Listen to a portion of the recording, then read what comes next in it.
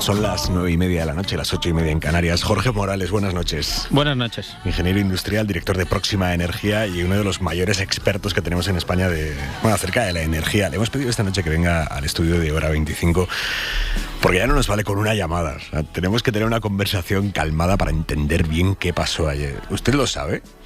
Bueno, ni yo lo sé ni Nadie lo sabe. Y lo que pido es prudencia, ¿no? Yo entiendo la inquietud que tienen muchos ciudadanos, ¿no? Sobre todo de saber por qué se trastocaron sus vidas ayer, pero... Es que lo dábamos por hecho, o sea, dábamos por hecho la electricidad. Claro, mira, yo tenía un socio que en paz descanse ya hace años, Sixto Marino Horta, que decía una cosa, decía, Jorge, tú le tienes que explicar a la gente que es un milagro que cada vez que le demos un interruptor se enciende la luz, ¿no? Porque seguramente desde ese punto de vista, desde ese concepto, se entienda mejor lo difícil que es mantener el suministro eléctrico durante todo el día, ¿no? Y efectivamente es así, tenemos una de las mejores calidades de servicio del mundo, ¿eh? Ojo, no solamente de Europa, sino del mundo en España. Y por tanto, es una noticia, es muy noticiable que realmente por primera vez en la historia haya habido un apagón de estas dimensiones. Claro, es que yo llevo escuchando eso 2 días. Tenemos un sistema que es la Nvidia, ya, pero nos hemos estampado. Sí, porque fíjate, te voy a dar ya un titular. El sistema eléctrico infinitamente fiable es infinitamente caro. Entonces, como no estamos dispuestos a pagar facturas de la luz infinita, siempre estamos sometidos a riesgos. Esto por un lado. Y en segundo lugar, lo que hay que tener en cuenta es que es verdad que estamos tratando de hacer algo muy novedoso. Llevamos con luz, llevamos unos 120, 130 años, ¿no? Y claro, empezamos a producir electricidad primero con centrales hidroeléctricas, que eran muy pequeñitas, que estaban aisladas, y luego empezaron a entrar los combustibles fósiles. Y con el carbón, con el petróleo, con el gas, es relativamente fácil pues meter más o menos combustible y entonces producir más o menos. Pero ahora estamos haciendo algo que es titánico, que es que estamos aprendiendo, en lugar de utilizar la energía que está en el subsuelo desde hace miles de millones de años, lo que estamos aprendiendo es nosotros mismos a utilizar la energía del sol y del viento para producir electricidad. Y claro, eso es muy novedoso. Y en España resulta que es que estamos ya en el 60% de la producción. O sea, es decir, más de la mitad de nuestra producción eléctrica viene de renovables. Entonces, ¿qué ocurre? Que estamos afrontando retos que no habíamos vivido hasta la fecha, que es cómo podemos producir energía y mantenerla casi siempre, no voy a decir siempre, ¿vale? Ya empezamos con esto, ya digo, no es 100% fiable, pero casi siempre la energía, y además que sea renovable, sea limpia y que no nos estemos comiendo esa herencia del subsuelo, que además sabemos que es contaminante y que cuanto más combustibles fósiles dejemos en el subsuelo, mejor para la supervivencia de nuestra especie. A falta de información más fidedigna, que nos irá llegando a medida que avance la investigación sobre qué ha pasado, ¿no? Una de las teorías que está sobre la mesa es que haya habido como un pico de suministro de energía que viene de las renovables y que el sistema no lo ha soportado. Sí, lo que pasa es que esto, tal y como está explicado así, que suena más o menos razonable, seguro que es falso. Esto no tiene ni pies ni cabeza. Es falso, sí. Pero, y vamos a empezar a tratar yo creo que de clarificar alguna cosa. Mira, en primer lugar, el sistema eléctrico, todo el sistema eléctrico internacional, pero en particular el español, se opera en lo que llamamos configuración N-1. ¿Eso qué quiere decir? Lo que quiere decir es que todos los elementos están replicados. Es decir, ante cualquier fallo simple de un elemento, instantáneamente el sistema se recupera y no se va la luz, ¿vale? Es decir, me da igual que sea una central nuclear, que sea una subestación, que sea una línea, que sea una central solar, que sea un parque eólico, me da igual. Pase lo que pase. Si un solo sistema falla, automáticamente hay otro que toma su posición, ¿vale? Por tanto, lo que sabemos es que ayer hubo un fallo múltiple, ¿vale? Porque si hubiese fallado un sistema, habría fallado también el que se tendría que haber activado inmediatamente, ¿no? Eso normalmente no ocurre. O sea, está bien pensado para que el que lo sustituye, porque además te dirás, oye, pero es que hay muy pocas veces que hay incidentes. No, todos los días hay más. Todos los días hay incidentes. Todos los días. Por desgracia, hay fallecimientos de aves contra las líneas eléctricas hay cortocircuitos que lo que hacen es que disparan una línea, ¿vale? Hay incendios, ¿vale? Hay problemas en las interconexiones internacionales, hay veces que hay tormentas que se llevan líneas también eléctricas, hay problemas en las subestaciones, a veces al operar una instalación se producen cortocircuitos y eso provoca incidentes en la red. Incidentes hay todos los días y no se va la luz, ¿vale? Entonces, si ayer se fue la luz, hablando de unos términos muy coloquiales, es porque hubo un incidente múltiple, ¿vale?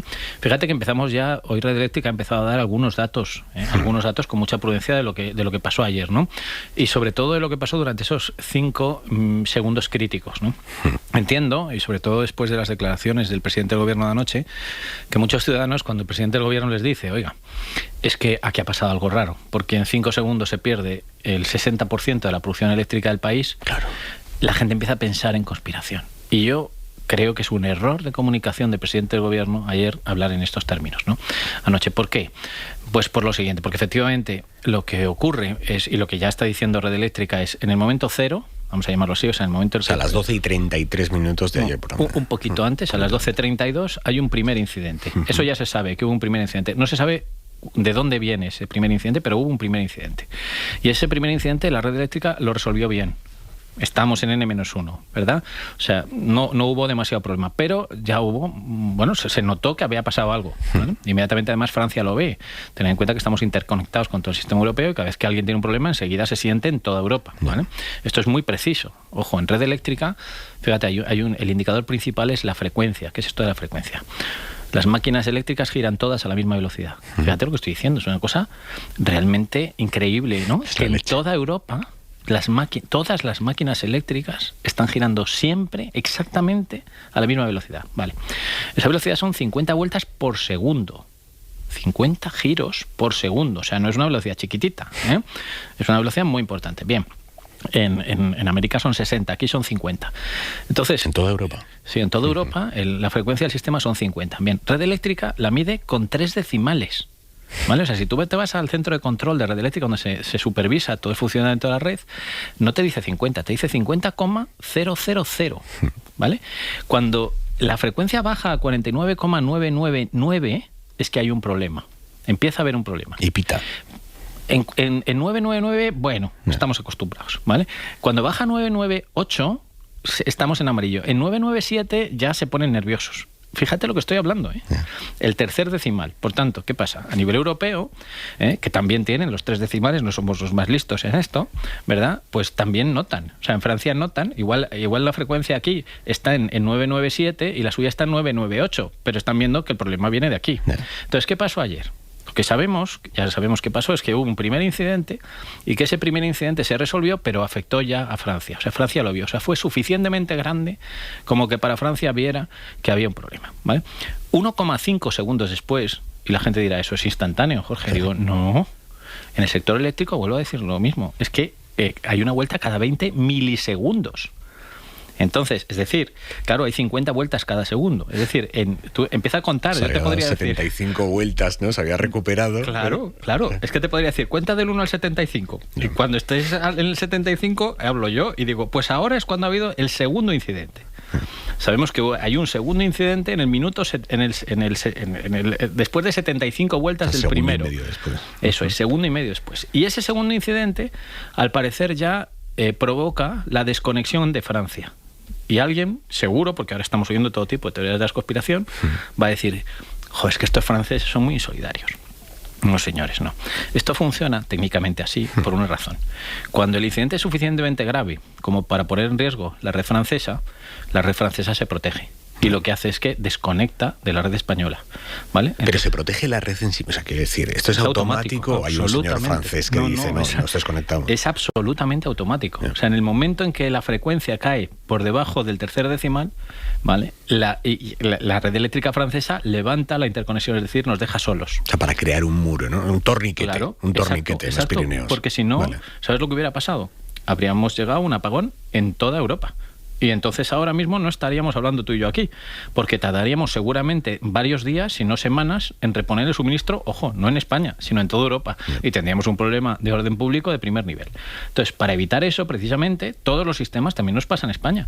Si Francia tiene un problema, España también se separa. No es muy normal, ¿por qué? Porque Francia tiene mucha interconexión con el resto de países europeos y entonces es muy difícil que Francia se aísle, porque tiene muchos apoyos. Entonces ahí efectivamente ya empezamos a dar un dato técnico. Llamamos lo que es la isla ibérica. España y Portugal, por la ubicación geográfica que tiene Portugal, tienen muy poquita interconexión eléctrica con el norte de Europa. Y por tanto, un problema que en otros países podría haber pasado desapercibido y no haber llegado a un cero porque el resto de apoyos podrían no ser suficientes para solventar ese problema, pues en España ayer no se dio. Efectivamente, esto llevamos años. Cuando digo años, yo llevo en el sector más de 20 años, llevo más de 20 años oyendo hablar de la necesidad que hay de incrementar las interconexiones con el norte de Europa por parte de España, precisamente para mejorar la fiabilidad de nuestra red. Entonces, sigo con el relato, ¿no? Y trato de no aburrirte mucho. Sabemos que hay ese segundo incidente, ya digo, 1,5 segundos después del primero, lo que hace es que provoca que Francia abra. Y cuando Francia abre los interruptores, lo que pasa es que entonces... Abrir es cortar. Cortar el suministro, es decir, cortar el suministro, no, dejarnos a nosotros girar solos. Yeah. O sea, es decir, vosotros vais a 49,997, pues perfecto, yo sigo yendo a 50. ¿Vale? Y ya nos acoplaremos cuando volváis a 50, ¿vale? Pero os dejo girar solos. Es como si tienes un hijo y le dejas salir por primera vez, ¿no? Y le dices, venga, hoy sales solo. Pues esto es algo así. O sea, es decir, no es que nos corte el suministro y digamos, vale, no, es decir, ahora lo gestionas tú. Y cuando tú resuelvas tu problema, te vuelves a conectar conmigo. Esto es lo que hizo Francia ayer. O sea, pero el hecho de que nos cortaran... Bueno, que nos cortaran, es que ya... El hecho de que levantaran ese muro, ese torniquete, eso hizo que fuera más rápido nuestra caída. Claro, porque si tú estás conectado a un sistema que tiene mucha inercia y que está girando a 50 vueltas, tú, aunque tu sistema intente perder velocidad, lo que haces es que te pegas, digamos, es como una especie de liebre, ¿no? Te pegas a él y tienes más inercia y entonces puedes aguantar más tiempo. Entonces, la interconexión de Francia, la pérdida de interconexión con Francia después de 1,5 segundos provoca un agravamiento a la situación, que a su vez provoca un tercer agravamiento, que es el que dice el presidente del gobierno que pasa a los 5 segundos. ¿Por qué? Porque hay una serie de centrales eléctricas en todo el mundo, pero en particular en España, que cuando observan que la frecuencia está bajando mucho, se desconectan automáticamente. Pero esto es porque técnicamente... ¿Pero y eso por qué? No tiene... O sea, bueno, si quieres... Es antiintuitivo, ¿no? Lo que hay que hacer es remar más fuerte, ¿o no? Bueno, déjame ahora voy a tratar de explicarte por qué, porque efectivamente es muy buena la pregunta, ¿no? Porque dices, hombre, efectivamente, ahí lo que deberíamos hacer todo el mundo es apoyar, ¿no? Pero como te puedes imaginar, tiene una razón técnica contundente, subrayo contundente para que esto sea así, ¿vale? Pero ¿qué es lo que pasó entonces? Déjame terminar con el relato. En ese momento, efectivamente, se desconectan 15.000 megavatios de golpe, que es el 60% de la producción, ¿vale? Es decir, estoy hablando ya del tercer efecto. La tercera consecuencia del primer fallo es que se desconectan 15.000 megavatios. Y en el momento en que se desconectan 15.000 megavatios, entonces ya es el acabose. Porque no tenemos a Francia de apoyo, ¿vale? Se han agotado los recursos después del primer incidente, hay recursos instantáneos que se han agotado en esos segundos, ¿vale? Y entonces lo que ocurre es que estamos solos y además perdemos prácticamente más de la mitad de la generación. Entonces el sistema se va al cero, porque ya no puede sostener algo que es fundamental. Esto también es muy importante, comprender todo, y además así se comprende muy bien lo que está pasando ahora mismo, por ejemplo, de por qué no tenemos energía todavía en los trenes un día y pico después y sin embargo sí en el resto de servicios.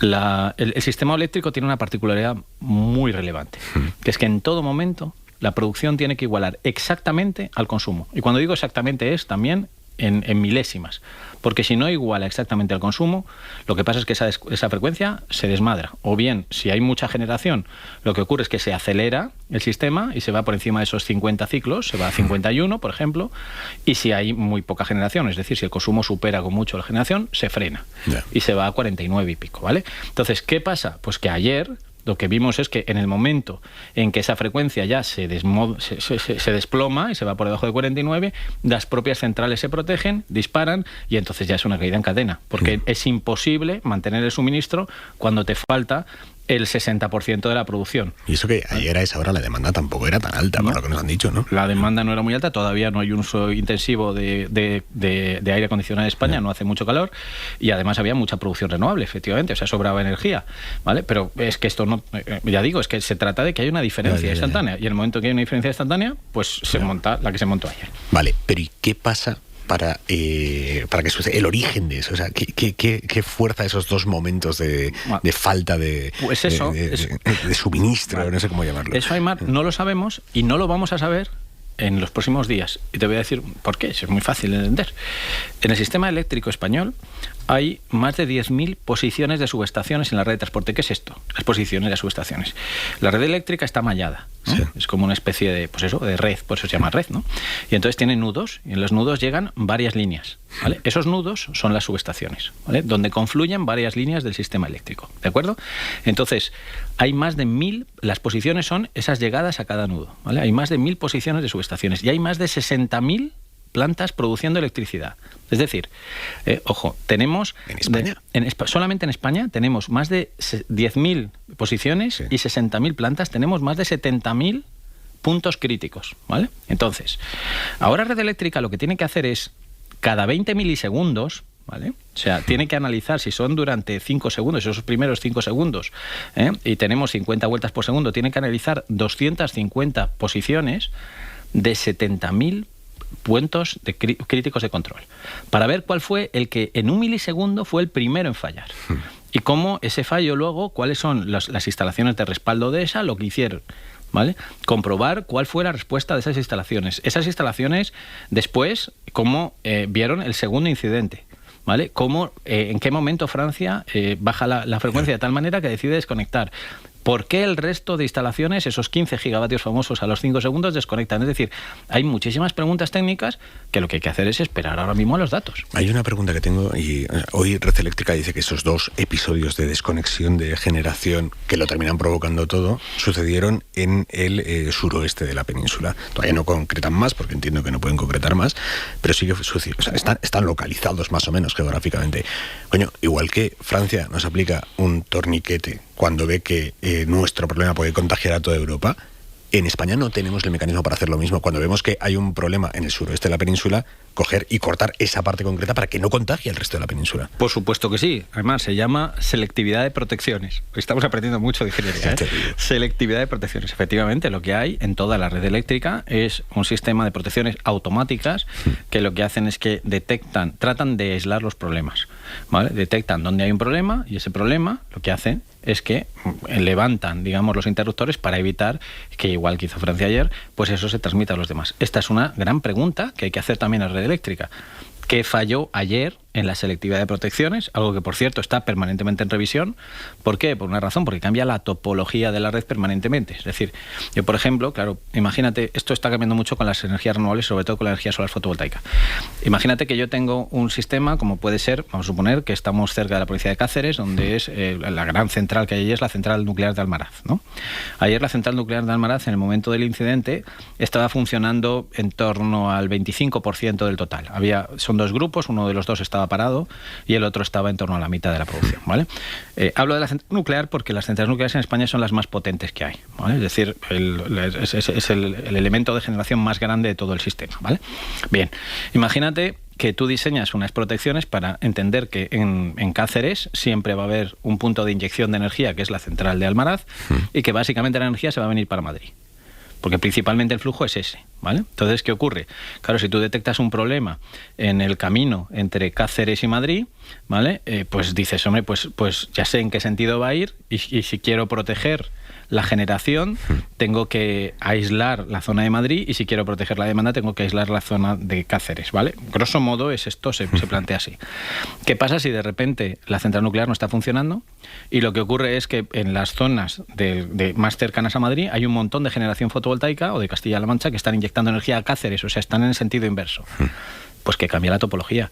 Y por tanto, esa selectividad de protecciones tiene que cambiar, ¿vale? Entonces, permanentemente se están revisando las protecciones. O sea, esto no es una cosa que se diseña una vez y ya está. No. Hay revisión de protecciones en función de cómo va evolucionando la topología de la red, ¿vale? Pero aquí está claro que eso en concreto ha fallado. Eso está claro, efectivamente, porque si no, no habríamos llegado a un 0. O sea, es decir, la selectividad de protecciones no ha funcionado adecuadamente porque no se aisló el problema, ¿vale? Salvo que el problema múltiple, y vuelvo a insistir en que tiene que ser múltiple porque un solo efecto no habría causado un apagón, se haya dado en varios puntos a la vez. Eso es rarísimo, ¿no? Bueno, es rarísimo, pero puede ocurrir. Entonces, está dentro de lo posible. ¿Sabes? Mira, hoy la pregunta del millón es, ¿se va a repetir, Jorge? Espera. ¿Se va a repetir, Jorge? Bueno, y ya digo, no lo sabemos. Porque, en primer lugar, no sabemos lo que ha pasado. Entonces hay que esperar primero para ver lo que ha pasado. Pero es que fíjate, hoy he dicho una cosa y alguien me ha mirado como, este tío está loco. Verás, imagínate que lo que ha pasado tiene una probabilidad bajísima de reproducirse, porque efectivamente ha sido una carambola que la probabilidad, la podemos medir además, sea equivalente a que caiga un meteorito y nos destruya como destruyó a los dinosaurios hace 65 millones de años.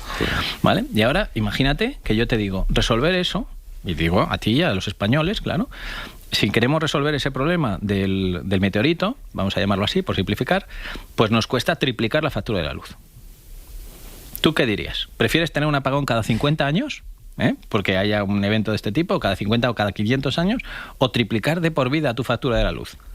Claro, es que desde eso de lo que están. Por eso te decía al principio que un sistema infinitamente fiable es infinitamente caro. ¿De triplicar es un decir? ¿O crees que triplicando las facturas de la luz podríamos llegar a un sistema infalible? No, infalible no. Y para hacerlo infalible tendríamos que hacerlas infinitas las facturas. Yeah. ¿Vale? Eso, o sea, siempre hay un cierto riesgo de apagón. ¿Vale? Lo que pasa es que es un riesgo muy pequeño. ¿Ves la mano del ser humano detrás de lo que ha pasado? Seguro, pero lo que no veo es una mano intencionada y desde luego mucho menos a priori. Hay que ver lo que ha pasado. O sea, lo del ciberataque tú no te lo crees. ¿Sabes por qué? Le doy poco crédito. O sea, puede haber habido un ataque a una subestación que haya afectado al resto, ¿vale? Insisto, una vez más, que esto es un problema múltiple. Puede ser. No le doy mucho crédito por lo siguiente. Si uno ataca a un sistema electrónico, como puede ser un sistema de control de una subestación, de las protecciones de una subestación, normalmente lo dejan inutilizado. ¿Vale? O sea, es decir, uno no ataca dándole a un botón diciendo apágate y luego se reinicia. No. Lo que hace, si entra un gusano, por ejemplo, en un sistema de este tipo, lo deja fuera de control. Y entonces, si hubiéramos observado eso, no habríamos visto lo que vimos ayer, que es un protocolo que, por cierto, voy a defender aquí, la actuación de Red Eléctrica, en tiempo récord, aunque yo comprendo que a las personas, sobre todo las más afectadas, les pareciera muy largo lo de la reposición del día de ayer, pero si lo comparamos con otros países de primer nivel, como es Estados Unidos, es excepcionalmente bueno el tiempo de recuperación, sobre todo teniendo en cuenta que no había experiencia previa. ¿Vale? Bueno, pues Red Eléctrica lo que hizo ayer es lo que venía haciendo en sus ensayos, porque hay ensayos todos los años de esto, de cómo recuperar el sistema desde cero, pero es que llevaban 50 años sin probarlo. Es que todo lo que yo fui un día a un ensayo de estos hace ya muchos años, hace más de 10 años, y claro, es que todo esto es con simuladores. Entonces fíjate, Aymar, que es que estos son 3 generaciones de ingenieros que han transmitido al resto de generaciones dentro de la compañía cómo se hace una recuperación sin haberlo hecho nunca.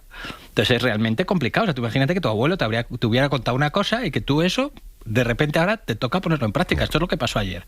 Y entonces resulta que recuperamos el 100% en 18 horas. Y la gente se queja y dice, y además oigo ahora todo tipo de políticos, ¿no? Metiéndose que es que esto es subdesarrollado, no sé qué. Vamos a ver. ¿A ustedes les parece que el estado de Texas en Estados Unidos es subdesarrollado? Y me vas a decir, ¿y por qué dice ahora este hombre lo de Texas? Muy fácil. En 2021, hace muy poquito, hace 4 años, en Texas un lunes se fue la luz, en el mes de febrero. Y el miércoles, más del 50% de la población seguía sin luz.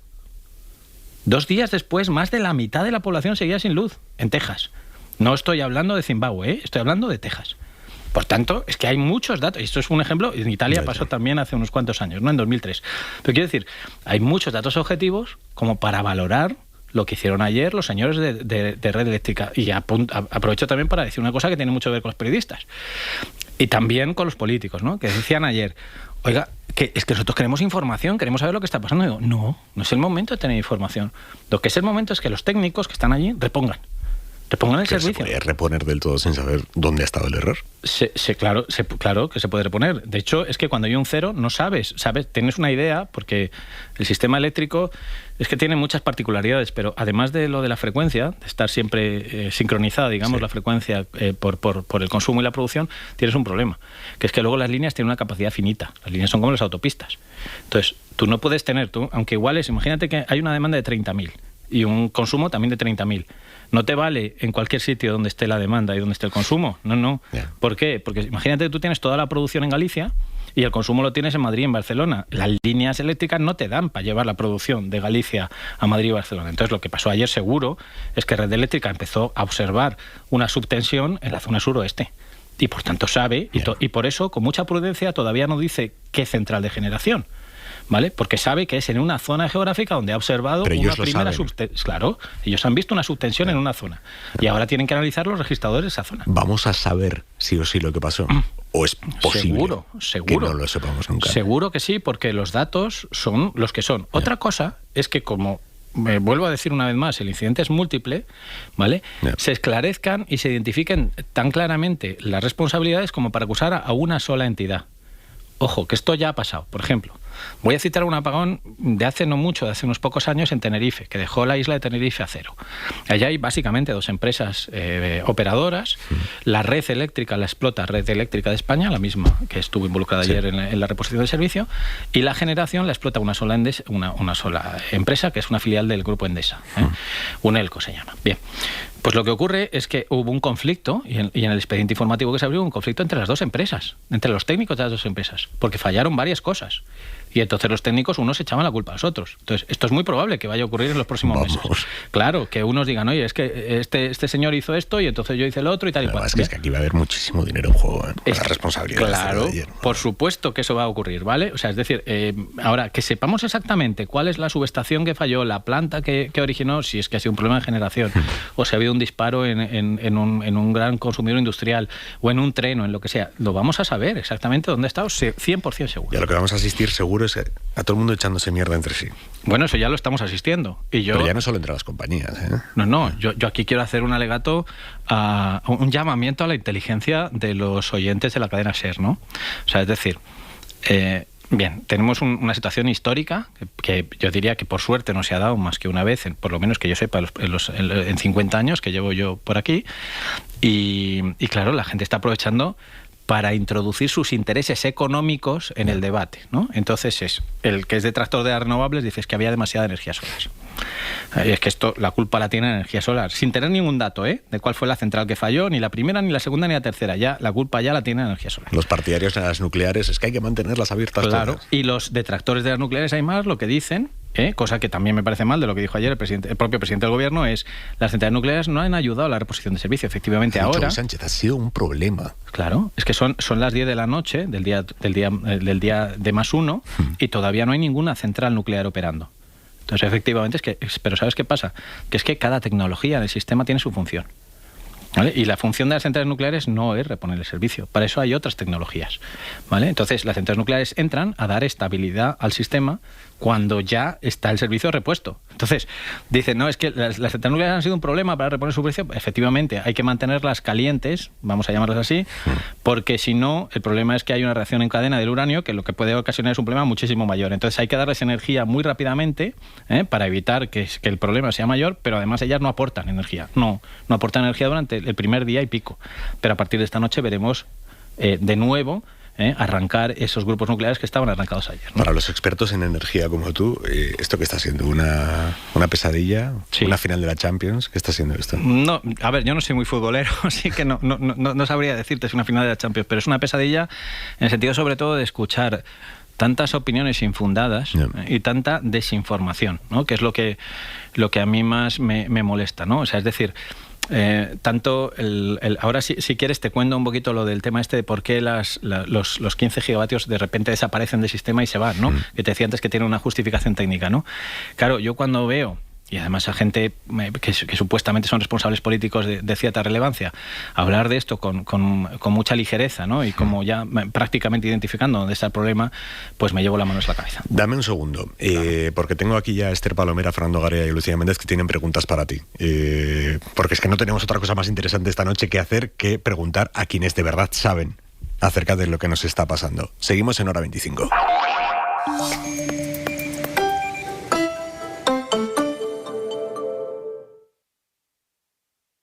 Sigue a Hora 25 en cadenaser.com y en las redes sociales, en Twitter y Facebook, Hora 25, y en Instagram, Hora 25 Ser. Nosotros sabemos, y lo hemos comentado de hecho en este espacio, que ya es posible alargar un 30% la vida de ratones en laboratorio gracias a un fármaco. ¿Nos podéis explicar qué hace ese fármaco y